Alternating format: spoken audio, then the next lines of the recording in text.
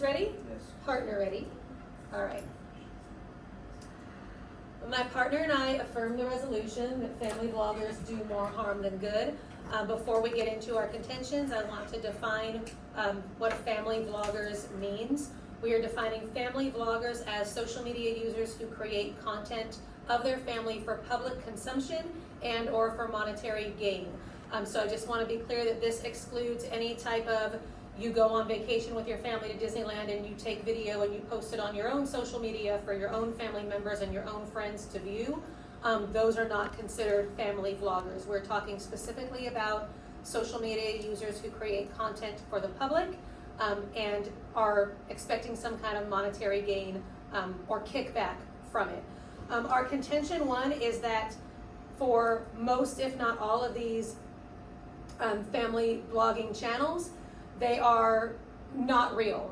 They are just, everything is a facade, everything is orchestrated, even if in its origin stages, the behaviors and the interactions are genuine. By the time any of these vloggers pick up steam and pick up an audience and create an audience, there's a very specific algorithm and formula to help people gain an audience, right? We know what sells, we know what gets people to click the like button or even the dislike button, because that is still some kind of attention and a reaction, which is what promotes internet content.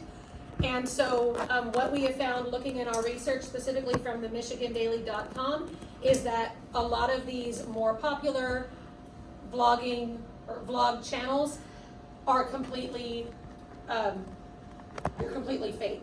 They're created for entertainment purposes, which that in itself can lead to a whole laundry list of problems. Even if we compare it to a reality situation such as, the Duggar family, that was a very well-known reality TV family. In her autobiography, I believe it was Jill Duggar, wrote about, even a genuine reaction, like opening a Christmas present or something like that. Once you insert the cameras and they say, oh, that was a great reaction, let's do it again, let's take it back and let's record it.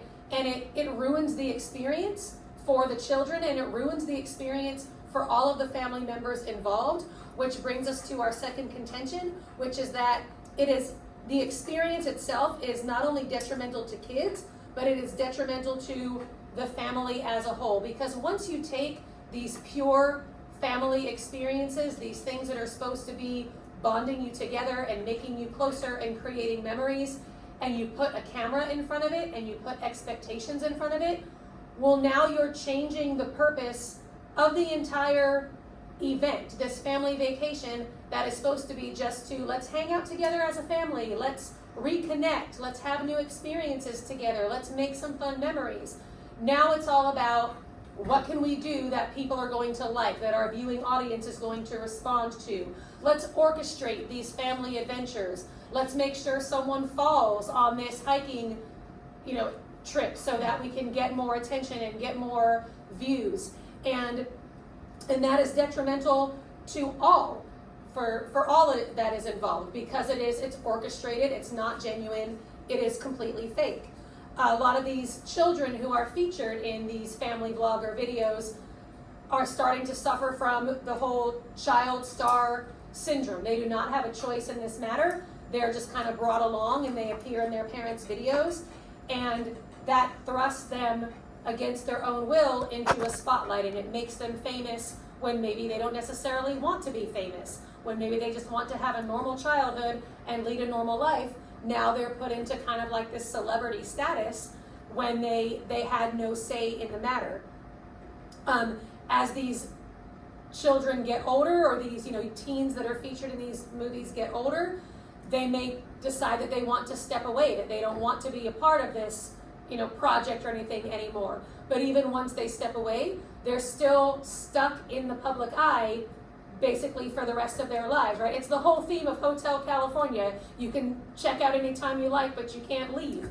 That's what that song is about, is the inability, once you're in the public eye, once you're made famous, there is no way out. Even if you had no choice, in you becoming famous in the first place. Yes, I'll take your question. Do you have any examples of people who were family vloggers, who were like children, and once they grew up they left, and who are willingly choose to stay out of the public eye, who are being like affected by that? So Jill, I think it's Jill Duggar, but she recently wrote her memoir, and that's basically what that was about, the reason why she decided to step away from her family.